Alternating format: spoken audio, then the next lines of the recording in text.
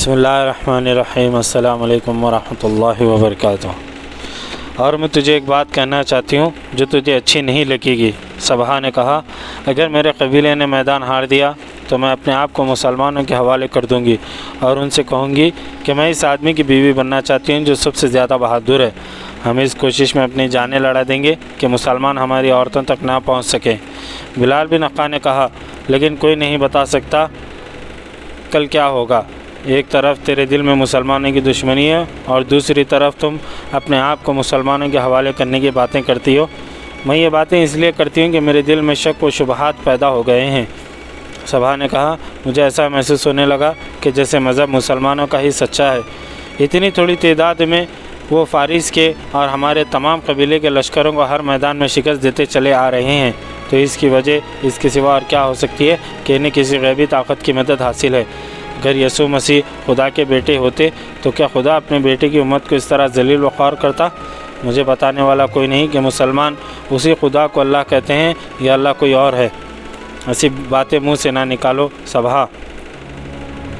بلال نے جھنجھلا کر کہا، تم بڑے سردار کی بیٹی ہو، اپنے مذہب پر شک نہ کرو، اس کی سزا ہم سب کو ملے گی۔ میں مجبور ہوں ابن آقا۔ صبح نے کہا، میری ذات سے کچھ آوازیں اٹھتی ہیں، کبھی خیال آتا ہے جیسے میں اپنے قبیلے میں اور اپنے گھر میں اجنبی ہوں، ایسے لگتا ہے میں کہیں اور کی رہنے والی ہوں۔ میں کچھ نہیں سمجھتی بلال، میں جو کہتی ہوں وہ کرو، پھر میں تمہاری ہوں، ایسا ہی ہوگا صبح۔ بلال نے اس کے دونوں ہاتھ اپنے ہاتھوں میں لے کر کہا، میں اگر زندہ واپس آیا تو فاتح ہو کر آؤں گا، اگر مارا گیا تو واپس آنے والوں سے پوچھ لینا کہ میں نے مرنے سے پہلے کتنے مسلمانوں کو قتل کیا ہے۔ بلال ثنا کی رات کی تاریکی میں غائب ہو گیا۔ صبح بنت ربیعہ بن بجیر وہیں کھڑی بلال کو سائے کی طرح رات کی تاریک میں تحلیل ہوتا دیکھتی رہی۔ 3 یا 4 راتیں ہی گزری تھی۔ ثنا کی خیمہ گاہ اور عیسائیوں کی بستیاں تاریکی میں ڈوبی ہوئی تھی۔ رمضان 12 ہجری کا تیسرا یا چوتھا چاند کبھی کا افق پر اتر چکا تھا۔ انسانوں کا ایک سیلاب ثنا کی طرف بڑھا آ رہا تھا۔ یہ مدینہ کے مجاہدین کی فوج تھی جو سیلاب کہلانے کے قابل نہیں تھی، کیونکہ ان کی تعداد 15 یا 16 ہزار کے درمیان تھی اور دشمن نفری 3-4 گنا تھی۔ خالد بن ولید رضی اللہ عنہ نے ثنا پر مزید والا دو آزمانے کا فیصلہ کیا۔ انہوں نے اپنے مجاہدین سے کہا تھا کہ دشمن کو اور اپنے آپ کو بھی مہلت دینا خطرناک ہوگا۔ اللہ ہمارے ساتھ ہے، فتح اور شکست اسی کے ہاتھ میں ہے۔ ہم اسی کی ذات باری کے نام پر کفر کی آگ میں کودے ہیں۔ خالد بن ولید رضی اللہ عنہ نے اور بھی بہت کچھ کہا تھا۔ مجاہدین کے انداز میں جوش و خروش پہلے والا ہی تھا، جسموں میں البتہ وہ دم خم نہیں رہا تھا، لیکن عزم روز اول کی طرح زندہ و پائندہ تھا۔ جیسا کہ پہلے کہا گیا کہ 15-16 ہزار کے لشکر سے دشمن پر شبخون مارنا اس لیے خطرناک ہوتا ہے کہ خاموشی برقرار نہیں رکھی جا سکتی اور دشمن قبل از وقت بیدار ہو جاتا ہے۔ اس میں دشمن کی گھات کا بھی خطرہ ہوتا ہے۔ خالد بن ولید رضی اللہ عنہ نے ان خطروں سے نمٹنے کا یہ اہتمام کر رکھا تھا کہ پہلے شبخون کی طرح اب کے بھی انہوں نے اپنے لشکر کو 3 حصوں میں تقسیم کر دیا۔ سالار بھی وہی تھے جنہیں پہلے شبخون کا تجربہ حاصل ہو چکا تھا۔ اب جاسوسوں نے انہیں دشمن کے قیام کی جو اطلاعیں دی تھی، ان کے مطابق مدائن کی فوج اور عیسائیوں کا لشکر ایک ہی خیمہ گاہ میں نہیں تھے۔ خیمہ گاہ میں صرف مدائن کی فوج تھی اور عیسائی اپنی بستیوں میں تھے۔ یہ بنی تغلب کی بستیاں تھیں۔ جاسوسوں نے ان بستیوں کے محل وقوع بتائے تھے۔ خالد بن ولید رضی اللہ عنہ نے اپنی فوج کے ایک حصے کی کمان سالار قعقاع کو اور دوسرے حصے کی کمان سالار ابو لیلہ کو دی تھی۔ تیسرا حصہ اپنی کمان میں رکھا۔ انہوں نے قعقاع اور ابو لیلہ کو عیسائی قبیلے بنی تغلب کی بستیوں پر شبخون مارنا تھا، جو بستیوں کی نسبت ذرا قریب تھی۔ تینوں حصوں کو ایک ہی وقت پر حملہ کرنا تھا۔ مورخین نے لکھا ہے کہ خالد بن ولید رضی اللہ عنہ نے حکم دیا تھا کہ کسی عورت اور کسی بچے پر ہاتھ نہ اٹھایا جائے۔ کفار کو مذہب کے مقام پر مسلمانوں کے ایک شبخون کا بڑا ہی تلخ تجربہ ہو چکا تھا۔ انہوں نے ثنا کی خیمہ گاہ کے ارد گرد پہرے کا بڑا سخت انتظام کر رکھا تھا۔ گشتی پہرے کا انتظام بھی تھا۔ 4 گھوڑ سوار خیمہ گاہ سے دور دور تک گشت کرتے تھے۔ مسلمان جاسوسوں نے خالد بن ولید رضی اللہ عنہ کو اس انتظام کی بھی اطلاع دی تھی۔ خالد بن ولید رضی اللہ عنہ نے اس انتظام کو بیکار کرنے کا بندوبست کر دیا تھا۔ ثنا سے कुछ दूर खालिद बिन वलीद रज़ी अल्लाह अन्हु की फ़ौज पहले से तय किए हुए मंसूबे के मुताबिक रुक गई। उसे आगे की इत्तला के मुताबिक आगे बढ़ना था। चंद एक शत्रु सवार जो मसना बिन हारसा के आजमाए हुए छापामार थे आगे चले गए थे। वो ऊँटों के काफ़िले की सूरत में जा रहे थे। वो सना के खैमागाह से अभी दूर ही थे कि इन्हें किसी ने ललकारा। वो रुक गए और अपनी तरफ आते हुए घोड़ों की टाप सुनने लगे। 4 घोड़े इनके पास आ रुके। कौन हो तुम लोग? एक घोड़सवार ने इनसे पूछा। हम मुसाफिर हैं, एक शत्रु सवार ने डरे हुए लहजे में जवाब दिया और किसी बस्ती का नाम लेकर कहा वहाँ जा रहे हैं। शत्रु सवार 10 थे। इनमें से एक तो घोड़सवारों को बता रहा था कि वो कहाँ से आए हैं और कहाँ जा रहे हैं। दूसरे शत्रु सवार ऊँटों को आहिस्ता आहिस्ता हरकत देते रहे, हत्ता कि 4 घोड़सवार इनके नरगों में आ गए। उतरो ऊँटों से, एक घोड़सवार ने बड़े रुआब से हुक्म दिया। 4 शत्रु सवार ऊँटों से इस तरह उतरे कि ऊपर से एक घोड़सवार पर झपटे। इनके हाथों में खंजर थे जो घोड़सवारों के जिस्मों में उतर गए थे। इन्हें घोड़ों से गिराकर ख़त्म कर दिया गया। 4 मुजाहिदीन चारों घोड़ों पर सवार हो गए और दुश्मन के खैमागाह तक चले गए। एक संतरी इन्हें अपनी सवार गश्त समझकर इनके करीब आया। अंधेरे में 2 घोड़सवार उतरे और इस संतरी को हमेशा की नींद सुला दिया। इन्होंने कई और संतरियों को खामोशी से ख़त्म किया और वापस आ गए। खालिद बिन वलीद रज़ी अल्लाह अन्हु बेसब्री से इनका इंतज़ार कर रहे थे। वो जो ऊँटों पर गए थे 4 घोड़े भी साथ ले आए। इन्होंने खालिद बिन वलीद रज़ी अल्लाह अन्हु को बताया कि रास्ता साफ़ है। खालिद बिन वलीद रज़ी अल्लाह अन्हु ने सरगोशियों में कासिदों को दूसरे सालारों की तरफ से इस पैगाम के साथ दौड़ाया कि हल्ला बोल दो। इस वक्त तक घोड़ों के मुंह बंधे हुए थे। सवारों ने सालारों के कहने पर घोड़ों के मुंह खोल दिए। इनके हदफ दूर नहीं थे। कुछ दूर तक घोड़े प्यादों की रफ्तार के साथ आहिस्ता आहिस्ता चले गए। फिर रफ्तार तेज़ कर दी गई और प्यादों को दौड़ना पड़ा। बस्तियों के करीब जाकर मशालें जलाई गईं। खालिद बिन वलीद रज़ी अल्लाह अन्हु ने अपने दस्तों को इतनी तेज़ी से आगे ना बढ़ाया। इन्होंने शबखून की तरतीब में फैला दिया। यह ऐसी पेशकदमी थी जिसमें कोई नारा ना लगाया गया, न किसी को ललकारा गया। नवंबर 633 ईस्वी के दूसरे और रमज़ान मुबारक के 12 हिजरी के पहले हफ्ते की वो रात बहुत सर्द थी। बनी तगलब की बस्तियों में और फारिस की फ़ौज की खैमागाह में जो वसी वारिस थी, लोग गर्म बिस्तरों पर दबके हुए थे। कोई नहीं बता सकता था कि कौन क्या ख्वाब देख रहा था।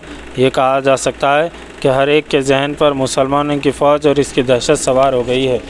लोग इस फ़ौज की बातें करते करते सो गए थे।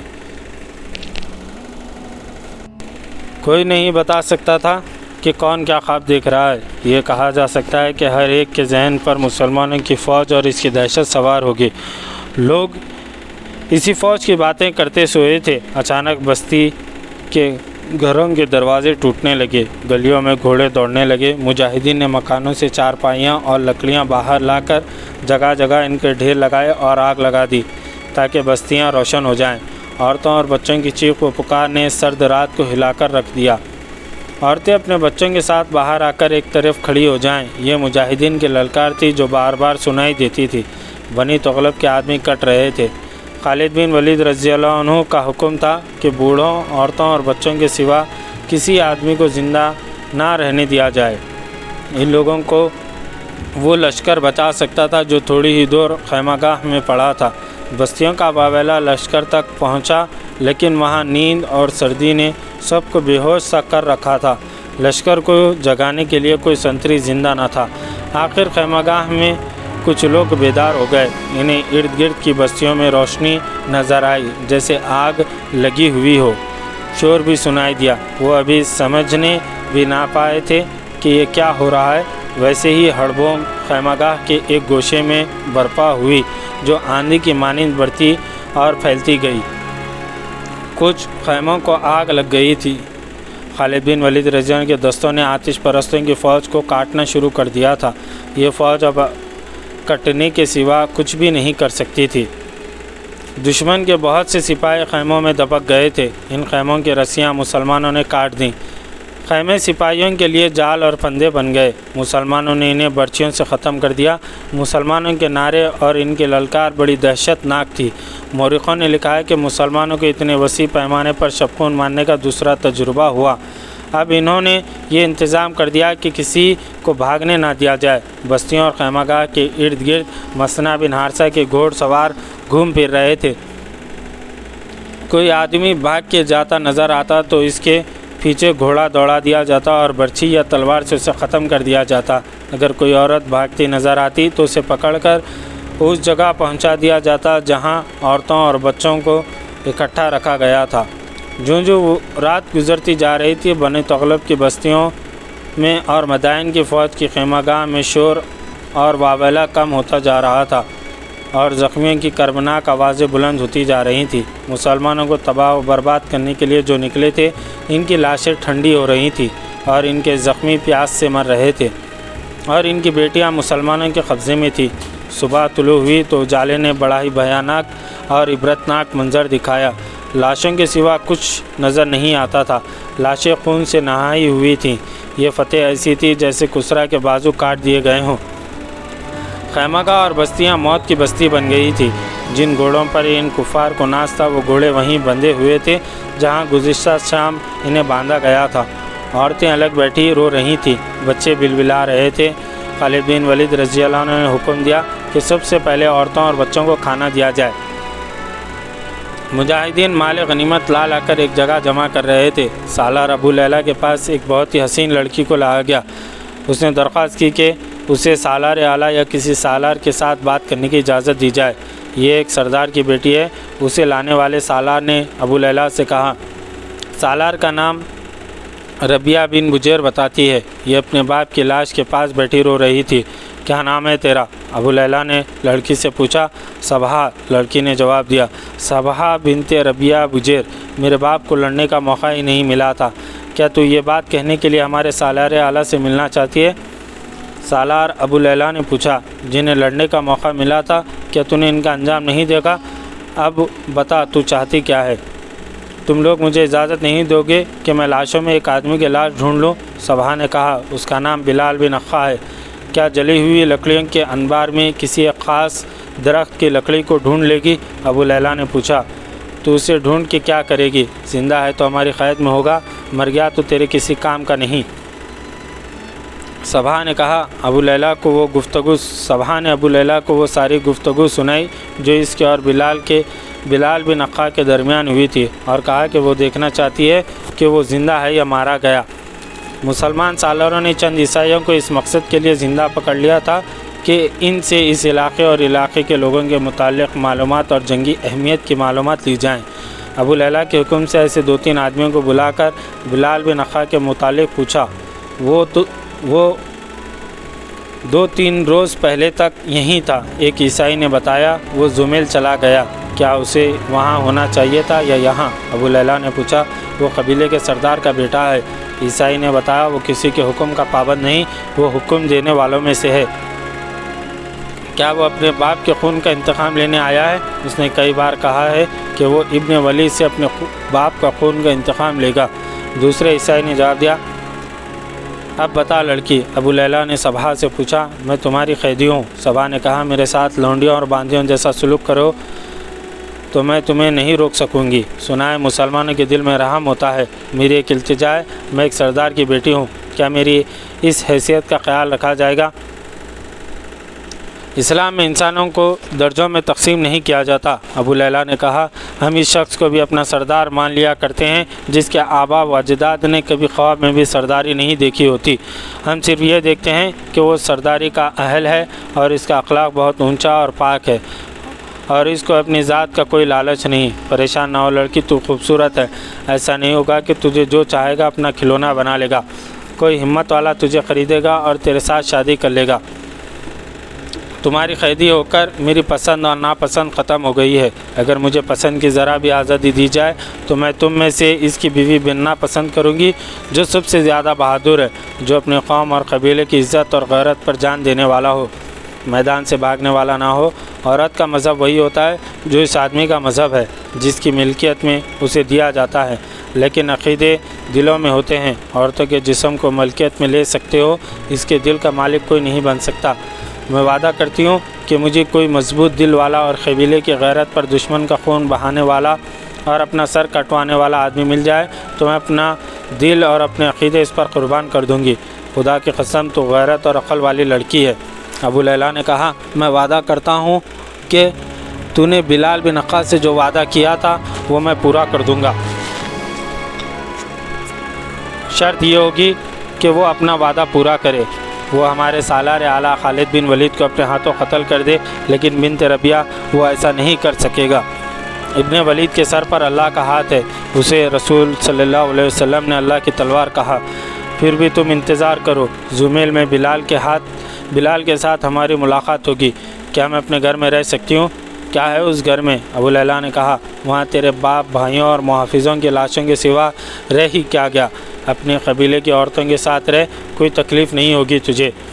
हमारा कोई आदमी किसी औरत के करीब नहीं जाएगा। सबा बिनते रबिया बुजैरा रंजीदा सी चाल चलती हुई एक मुजाहिद के साथ इस तरफ चली गई जहाँ औरतों और बच्चों को रखा गया था। इसकी रंजीदा चाल में और मलूल चेहरे पर तमकीनत थी। साफ पता चलता था कि वह आम से किरदार की लड़की नहीं। इब्ने हारसा खालिद बिन वलीद रज़ियल्लाहु अन्हु ने फ़तह की मसरत से लबरेज लहजे में मसना बिन हारसा से कहा, क्या अल्लाह ने तेरी हर ख्वाहिश पूरी नहीं कर दी? लारैब, मसना बिन हारसा ने कहा।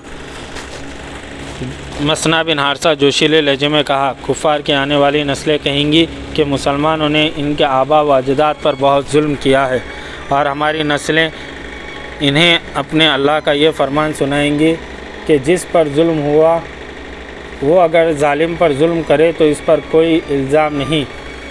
तू नहीं जानता वलीद के बेटे इन आतिश परस्तों ने और सलीब के पुजारियों ने जो जुल्म हम पर तोड़े हैं, तू नहीं जानता। तूने सुने हैं, हमने सहे हैं। अब ये लोग अल्लाह की गिरफ्त में आ गए हैं। खालिद बिन वलीद रज़ियल्लाहु अन्हु ने कहा, लेकिन हारसा के बेटे, मैं डरता हूँ तकब्बुर और गुरूर से। दिल में बार बार ये इरादा आता है हज पर जाऊँ। मैं खाने काबा में जाकर अल्लाह का शुक्र अदा करूँगा। क्या अल्लाह मुझे ये मौका देगा कि मैं अपना ये इरादा पूरा कर सकूँ? तूने इरादा किया है तो अल्लाह तुझे हिम्मत भी देगा, मौका भी पैदा कर देगा। मसना ने कहा। कुछ देर बाद तमाम सालार खालिद बिन वलीद रज़ियल्लाहु अन्हु के सामने बैठे थे और खालिद बिन वलीद रज़ियल्लाहु अन्हु बता रहे थे कि अगला हदफ जुमेल है। जासूसों को जुमेल भेज दिया गया था। पहले यूँ होता रहा कि एक जगह हम हमला करते थे तो दुश्मन के आदमी भागकर कहीं और इकट्ठा हो जाते थे। खालिद बिन वलीद रज़ियल्लाहु अन्हु ने कहा, अब हमने किसी को भागने नहीं दिया। सना से शायद ही कोई भागकर जुमेल पहुंचाओ, लेकिन जुमेल खाली नहीं, वहाँ भी दुश्मन मौजूद है और वो बेखबर भी नहीं होगा। कल रात जुमेल की तरफ कूच होगा और अगली रात वहाँ इसी किस्म का शबखून मारा जाएगा। तारीख़ों में ये नहीं लिखा कि सना में खालिद बिन वलीद रज़ियल्लाहु अन्हु ने किस सालार को छोड़ा था। सूरज गुरूब होते ही मुसलमान का लश्कर जुमेल के सिमत कूच कर गया। सारी रात चलते गुजरी, दिन नशीबी जगहों में छुप कर गुजारा और सूरज का सफ़र ख़त्म हुआ तो मुजाहिदीन अपने हदफ की तरफ चल पड़े। जुमेल में भी दुश्मन सोया हुआ था, संतरी बेदार थे। यहाँ भी गश्ती संतरियों और दीगर संतरियों को इसी तरीके से ख़त्म किया गया जो मज़ीह और सना वगैरह में आजमाया गया था। मुसलमानों की तरतीब वही थी, यानी इनका लश्कर 3 हिस्सों में तकसीम था। ये शबखून भी पूरी तरह कामयाब रहा। मौर्रिख लिखते हैं कि किसी एक आदमी को भी ज़िंदा ना निकलने दिया गया। यहाँ भी औरतों और बच्चों को अलग कर लिया गया था। सालार अबू लैला ने बिलाल बिन अक्का के मुतालिक मालूम किया। पता चला कि वो एक रोज़ पहले यहाँ से निकल गया था। ये भी पता चला कि जुमेल से थोड़ी दूर रज़ाब नाम की एक बस्ती है जिसमें ईसाइयों की खासी तादाद जमा हो गई है और इनके साथ मदाइन की फ़ौज के 1-2 दस्ते हैं। खालिद बिन वलीद रज़ियल्लाहु अन्हु ने 2 हुक्म दिए। एक ये कि सना से माल गनीमत और दुश्मन की औरतों और बच्चों को जुमेल लाया जाए। दूसरा हुक्म यह कि फ़ौरी तौर पर रज़ाब पर हमला किया जाए। आतिश परस्तों का लड़ने का जज्बा तो जैसे बिल्कुल सर्द हो गया हो। मुसलमान 3 अतराफ से रज़ाब पर हमला आवर हुए, लेकिन ये घूंसा हवा में लगा। रज़ाब बिल्कुल खाली था। पता चलता था कि यहाँ फ़ौज मौजूद रही है, लेकिन अब वहाँ कुछ भी न था। अपने बाप अक्का बिन अबी अक्का का बेटा बिलाल भी लापता था। फ़ौज का एक सवार दस्ता दूर दूर तक घूम आया। رضا بالکل خالی تھا۔ پتہ چلتا تھا کہ فوج یہاں موجود رہی، لیکن اب وہاں کچھ بھی نہ تھا۔ اپنے باپ عقا بن ابی عقا کا بیٹا بھی لاپتہ تھا۔ فوج کا ایک سوار دستہ دور دور تک گھوم آیا، دشمن کا کہیں نام و نشان نہیں ملا۔ آخر فوج واپس آ گئی۔ صنعا کی عورتیں زومیں لائی جا چکی تھیں، مال غنیمت بھی آ گیا تھا۔ خالد بن ولید رضی اللہ عنہ نے خلافت مدینہ کا حصہ الگ کر کے باقی مجاہدین میں تقسیم کر دیا۔ ابو لیلہ نے صبح کو بلایا، بلال بن عقا یہاں سے بھی بھاگ گیا ہے۔ ابو لیلہ نے اسے کہا، اس نے اپنے باپ کے خون کا انتقام لینا ہوتا تو یوں بھاگا نہ پھرتا۔ کیا آپ بھی تو اس کا انتظار کرے گی؟ میں اپنی مرضی سے تو کچھ بھی نہیں کر سکتی، صبح نے کہا۔ ابو لیلہ نے خالد بن ولید رضی اللہ عنہ سے بات کر چکے تھے۔ مورخ لکھتے ہیں کہ اس لڑکی کی خوبصورتی اور جوانی کو دیکھ کر سب کا خیال یہ تھا کہ خالد بن ولید رضی اللہ عنہ اس سے شادی کر لیں گے۔ صبح کی یہ خواہش بھی پوری ہو سکتی تھی کہ وہ سب سے زیادہ بہادر اور بے خوف آدمی کی بیوی بننا چاہتی ہے، لیکن خالد بن ولید رضی اللہ عنہ نے کہا کہ مجھ سے زیادہ بہادر موجود ہیں۔ چنانچہ خالد بن ولید رضی اللہ عنہ نے اس پیغام کے ساتھ مال غنیمت عورتیں مدینے کو روانہ کر دیں۔ جو دستہ مال غنیمت کے ساتھ بھیجا گیا، اس کے کماندار نعمان بن عوف شیبانی تھے۔ انہوں نے صبح کے متعلق مدینے میں بتایا کہ لڑکی کون ہے، کیسی ہے اور اس کی خواہش کیا ہے۔ مورخوں کے مطابق صبح کو حضرت علی رضی اللہ عنہ نے خرید لیا۔ صبح نے بخوشی اسلام قبول کر لیا اور حضرت علی رضی اللہ عنہ نے اس کے ساتھ شادی کر لی۔ حضرت علی رضی اللہ عنہ کے صاحبزادے عمر اور صاحبزادی رقبہ صبح کے وطن سے پیدا ہوئی۔ میدان میں کسریٰ کے محل پہلے کی طرح کھڑے تھے، ان کے در و دیوار پر خراش تک نہ آئی تھی۔ ان کا حسن ابھی جوان تھا، لیکن ان پر ایسا تاثر طاری ہو گیا جیسے ایک کھنڈر ہو۔ ایران کے اب کوئی رقاصہ نظر نہیں آتی تھی۔ رقص و نغمے کی محفلیں اب سوگوار تھیں۔ یہ وہی محل تھا جہاں سے انسانوں کی موت کے پروانے جاری ہوا کرتے تھے۔ یہاں کنواریوں کی عصمتیں لٹتی تھیں، رعایا کی حسین بیٹیوں کو زبردستی نچایا جاتا تھا۔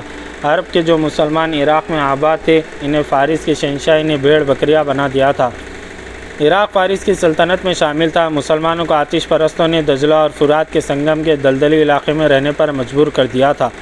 ان کی فصل، ان کے خون پسینے کی کمائی اور ان کے مال اور اموال پر ان کا کوئی حق نہ تھا۔ حد یہ کہ مسلمانوں کی بیٹیوں، بہنوں اور بیویوں پر بھی ان کا حق نہیں رہا۔ کسریٰ کا کوئی حاکم کسی بھی مسلمان خواتین کو جب چاہتا زبردستی اپنے ساتھ لے جاتا تھا۔ یہی وہ حالات ہوتے ہیں جو مثنیٰ بن حارثہ جیسے مجاہدین کو جنم دیا کرتے ہیں۔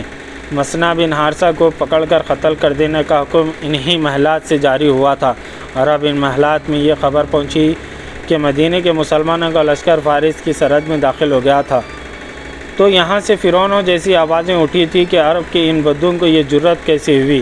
تھوڑا ہی عرصہ گزرا تھا کہ فرعونوں کے ان محلات میں موت کا سناٹا طاری تھا۔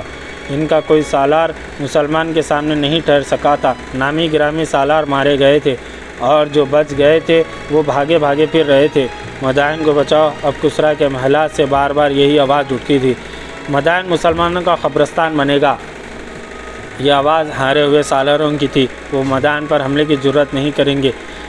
کیا تم اب بھی اپنے آپ کو دھوکہ دے رہے ہو؟ کسریٰ کا جانشین کہہ رہا تھا۔ کیا وہ مدائن تک آنے کی جرت نہیں کریں گے، جنہوں نے چند دنوں میں 4 میدان اس طرح مان لیے کہ ہماری تجربہ کار فوج کو ختم کر ڈالا ہے؟ ہماری فوج میں رہ کیا گیا ہے؟ ڈرے ہوئے شکست خوردہ سالار اور اناڑی نوجوان سپاہی، کیا کوئی عیسائی زندہ رہ گیا ہے؟ مدائن کو بچاؤ۔ خالد بن ولید رضی اللہ عنہ کی منزل مدائن ہی تھی۔ مدائن فارس کی شہنشاہی کا دل تھا، لیکن مدائن پر شبخون نہیں مارا جا سکتا تھا۔ خالد بن ولید رضی اللہ عنہ جانتے تھے کہ مدائن کو بچانے کے لیے کسریٰ ساری جنگی طاقت داؤ پر لگا دیں گے، اور خالد بن ولید رضی اللہ عنہ یہ بھی جانتے تھے کہ غیر مسلموں خصوصاً عیسائیوں کے چھوٹے چھوٹے قبیلے ہیں جو کسی لڑائی میں شریک نہیں ہوئے۔ خطرہ تھا کہ آتش پرست ان قبیلوں کو اپنے ساتھ ملا لیں گے اور مدائن کے ارد گرد انسانوں کی بڑی مضبوط دیوار کھڑی ہو جائے گی۔ اس خطرے سے نمٹنے کے لیے ضروری تھا کہ ان قبیلوں کو اپنا وفادار بنا لیا جائے۔ اس مقصد کے لیے خالد بن ولید رضی اللہ عنہ نے اپنے ایلچی مختلف قبیلوں کے سرداروں سے ملنے کے لیے روانہ کر دیے، صرف یہ دیکھنے کے لیے کہ یہ لوگ سوچتے کیا ہیں اور ان کا رجحان کیا ہے۔ ان قبیلوں پر ہماری دھاک بیٹھی ہوئی ہے، ایک جاسوس نے خالد بن ولید رضی اللہ عنہ کو تفصیل اطلاع دی۔ وہ اپنی عورتوں اور اموال کی وجہ سے پریشان ہیں، انہیں کسریٰ پر بھروسہ نہیں رہا اور وہ نوشیروان عادل کے دور کو یاد کرتے ہیں۔ ایک ایلچی نے آ کر بتایا وہ مدائن کی की खातिर लड़ने पर आमदा नहीं। इन्हें मालूम हो गया है कि बनी तगलब, नमर और अय्याज जैसे बड़े और जंगी कबीलों का अंजाम क्या हुआ। वो अतात कबूल करने के लिए तैयार हैं। एक और एलची ने बताया, बशर्ते कि इनके साथ इंसाफ किया जाए और महसूलात के लिए इन्हें मुफल्लिस और कंगाल ना कर दिया जाए। खुदा की कसम वो मांगेंगे, हम इन्हें देंगे। खालिद बिन वलीद रज़ी अल्लाह ने कहा, क्या इन्हें किसी ने बताया नहीं कि हम ज़मीन पर कब्ज़ा करने और यहाँ के इंसानों को ग़ुलाम बनाने नहीं आए? बुलाओ, इन सब के सरदारों को बुलाओ। एक दो मौरिखों ने लिखा है कि खालिद बिन वलीद रज़ी अल्लाह ने इराक़ के तूल व अर्ज में जगह जगह हमला करके और शबखोर मार कर तमाम कबीलों का अपना मती बना लिया था। ये बिल्कुल सही नहीं है। हकीकत यह है कि जो ज़्यादातर मौरिखों ने बयान की है कि खालिद बिन वलीद रज़ी अल्लाह ने दोस्ती का हाथ बढ़ाकर इन कबीलों को अपना इत्तेहादी बना लिया था। इनके अताअत कबूल करने में खालिद बिन वलीद रज़ी अल्लाह की दहशत भी शामिल थी। ये खबर सहरा के आंधी की तरह तमाम तर कबीलों को पहुंच गई कि मुसलमानों में कोई ऐसी ताकत है जिसके सामने दुनिया की कोई बड़ी से बड़ी फ़ौज भी नहीं ठहर सकती। ईरानियों के मुतालिक भी इन्हें मालूम हो गया था कि हर मैदान में इन्होंने मुसलमानों से शिकस्त खाई है और ईसाइयों को आगे करके ख़ुद भाग कर आते रहे हैं। इनके अलावा ईरान के बादशाह और इनके हाकिमों ने इन्हें ज़र ख़रीद ग़ुलाम बनाए रखा और इनके हुकूक़ भी गज़ब किए थे। खालिद बिन वलीद रज़ी अल्लाह ने इनके साथ दोस्ती के माहदे करके इनसे अताअत भी कबूल करवा ली और इन्हीं में से अमाल मुकर्रर करके महसूलात वगैरह की फ़राहमी का बंदोबस्त कर दिया। इन्हीं मजहबी फ़राइज़ की अदायगी में पूरी आज़ादी थी। इन लोगों ने यह भी देख लिया कि मुसलमान इनकी इतनी खूबसूरत औरतों की तरफ आँख उठाकर भी नहीं देखते थे। खालिद बिन वलीद रज़ी अल्लाह ने इनके साथ माहदे में यह भी शामिल कर लिया कि मुसलमान इनकी हिफाजत के ज़िम्मेदार हैं। वलीद के बेटे कबीले के बूढ़े सरदार ने खालिद बिन वलीद रज़ी अल्लाह से कहा, नौशरवा आदिल के दौर में ऐसा ही इंसाफ था। ये हमें बड़ी लंबी मुद्दत बाद नसीब हुआ है। खालिद बिन वलीद रज़ी अल्लाह ने दरिया फुरात के साथ शुमाल की तरफ पेश कदमी शुरू कर दी। आगे इराक़ की सरहदें ख़त्म होती और रोमियों की सल्तनत शुरू होती थी। शाम पर रोमियों का कब्ज़ा था। खालिद बिन वलीद रज़ी अल्लाह ने बड़े ख़तरे मोल लिए थे, मगर यह ख़तरा जिसमें वो जा रहे थे सबसे बड़ा था और मुसलमान की फतूहात पर पानी फेर सकता था। यूँ मालूम होता था जैसे एक के बाद दीगर इतनी ज़्यादा फतूहात ने खालिद बिन वलीद रज़ी अल्लाह अन्हु का दिमाग ख़राब कर दिया है, लेकिन ऐसा नहीं था। मौरिखों ने लिखा है कि खालिद बिन वलीद रज़ी अल्लाह हक़ाइक़ का जायज़ा लेकर सोचते थे। इनका कोई कदम बिला सोचे नहीं उठता था। खुदा की कसम, हमने मदीने को जरतिश के पुजारियों से महफूज कर लिया। खालिद बिन वलीद रज़ी अल्लाह ने अपने सालारों से कहा, अब ऐसा ख़तरा नहीं रहा कि वो हमारी खिलाफत के मरकज़ पर हमला करेंगे। क्या ये अल्लाह का करम नहीं है कि फ़ारसियों को अब अपने मरकज़ का गम लग गया? सालार खाका ने कहा, वो अब अरब की तरफ देखने से भी डरेंगे, लेकिन सांप अभी मरा नहीं। खालिद बिन वलीद रज़ी अल्लाह ने कहा, अगर हम यहीं से वापस चले गए तो कुसरा की फ़ौज फिर उठेगी और ये इलाक़े वापस लेने की कोशिश करेगी जो हमने फ़ारसियों से छीन लिए। हमें इनके रास्ते बंद करने हैं। और मेरे भाइयों, क्या तुम में से किसी ने अभी सोचा नहीं कि आतिश परस्तों के पहलू में रोमी हैं? अगर रोमियों में कुछ अक़ल है तो वो इस सूरत हाल से जो हमने इराक़ में पैदा कर दी है फ़ायदा उठाएंगे। वो आगे बढ़ेंगे और अगर वो कामयाब हो गए तो अरब के लिए वही ख़तरा पैदा हो जाएगा जो इससे पहले हमें जरतिश के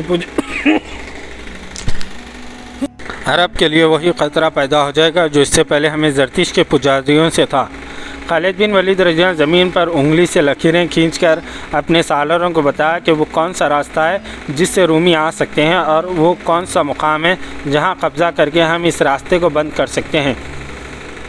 वो मुकाम फ़राज था। ये शहर फ़ुरात के मगरबी किनारे पर वाक़ था। वहाँ पर रूमियों और फ़ारसियों की यानी शाम और इराक़ की सरहदें मिलती थी। इराक़ के ज़्यादातर इलाक़े पर अब मुसलमान काबिज़ हो गए थे। यही इलाक़े ख़तरे में थे। फ़राज से खुश्की के रास्ते के अलावा रूमी या फ़ारसी दरियाई रास्ते भी अख्तियार कर सकते थे। मशहूर यूरोपीय मौर्रिख़ लेनपोल और हेनरी, जो जंगी अमूर पर ज़्यादा नज़र रखता था, लिखते हैं कि खालिद बिन वलीद रज़ी अल्लाह न सिर्फ मैदान जंग में दुश्मन को गैर मुतवक्के चालें चलकर शिकस्त देने की अहलियत रखते थे, बल्कि जंगी तदब्बुर भी इनमें मौजूद था और इनकी निगाहें दूर तक देख सकती थी। वो आने वाले वक्त के ख़तरों को पहले ही भांप लिया करते थे। खालिद बिन वलीद रज़ी अल्लाह जब फ़राज की तरफ कूच कर रहे थे, इस वक्त एक ख़तरे से वो आगाह नहीं थे। वो नहीं जानते थे कि दुश्मन फ़ौजों के दरमियान आ जाएंगे। रोमियों के दरबार में ऐसी आवाज़ें सुनाई दे रही थी जिनमें ज़रूरी پن تھا اور صاف پتہ چلتا تھا کہ کوئی ہنگامی صورتحال پیدا ہو گئی ہے۔ تخت شاہی کے سامنے رومی فوج کے بڑے بڑے جنرل بیٹھے تھے۔ خبر ملی ہے کہ دشمن فراز تک پہنچ گئے ہیں۔ یہ معلوم نہیں ہو سکا کہ ان کا ارادہ کیا ہے۔ وہ کسی اچھے ارادے سے تو نہیں آئے۔ کیا آپ کو فارسیوں کے متعلق کوئی خبر نہیں ملی؟ ان کے پاس مدائن کے سوا کچھ نہیں رہا۔ پھر ہمیں انتظار نہیں کرنا چاہیے، بیشتر اس کے کہ مسلمان ہمارے ملک میں داخل ہو جائیں۔ ہمیں ان پر حملہ کر دینا چاہیے۔ کیا تم سے بڑھ کر کوئی احمق ہماری فوج میں کوئی اور ہوگا؟ تم نے سنا نہیں کہ فارس کی فوج کو اور ان کے ساتھی ہزارہ عیسائیوں کو ان مسلمانوں نے نہ صرف یہ کہ ہر جگہ شکست دی ہے، بلکہ ان کے نامور جنرلوں کو اور ہزارہ سپاہیوں کو مار ڈالا ہے۔ آپ نے ٹھیک کہا، یہ دیکھنا ضروری ہے کہ مدینے والوں کے لڑنے کا طریقہ کیا ہے۔ بہت ضروری ہے دیکھنا، جو اتنی تھوڑی تعداد میں اتنی زیادہ تعداد کو شکست دے کر ختم کر چکے ہیں۔ ان کا کوئی خاص طریقہ جنگ ہوگا۔ ہم بھی فارس کی فوج کے خلاف لڑ چکے ہیں۔ یہ صحیح ہے کہ ہم نے فارسیوں کو شکست دی تھی، لیکن ہماری فوج کی نفری ان سے زیادہ تھی۔ اب میرا فیصلہ سن لو، ہم فارسیوں کو ساتھ ملا کر مسلمانوں کے خلاف لڑیں گے۔ فارسیوں کو ساتھ ملا کر؟ کیا ہمیں یہ بھول جانا چاہیے کہ فارسیوں کے ساتھ ہماری دشمنی ہے؟ ہماری آپس میں جنگیں ہو چکی ہیں۔ ہاں، ہمیں بھول جانا چاہیے۔ مسلمان ان کے اور ہمارے مشترکہ دشمن ہیں۔ ایسے دشمن کو شکست دینے کے لیے اپنے دشمن کو دوست بنا لینا دانشمندی ہے۔ ہم فارسیوں کی طرح شکست نہیں کھانا چاہتے۔